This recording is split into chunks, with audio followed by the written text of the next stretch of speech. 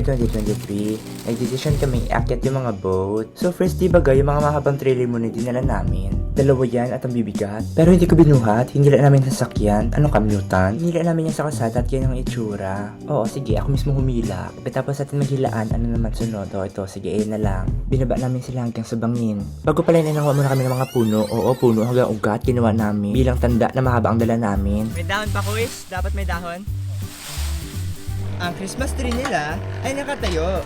Creative si Tito mo, Jeril. Pagkatapos ka nalang maglagay ng Christmas tree, ay agad naman kaming umalis. O yan, ituloy natin yung pagbaba natin sa bangin. 2 oras lang talaga dapat ang biyahe namin. Pero ngayon, inabot kami ng 4 na oras. Dahil nga may dala kaming mga trailer.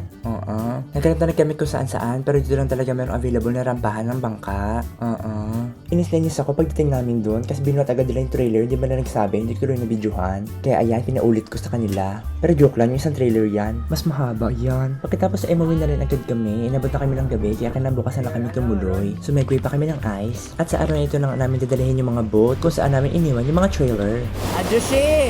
Sabi na, nagkaon ka na pala.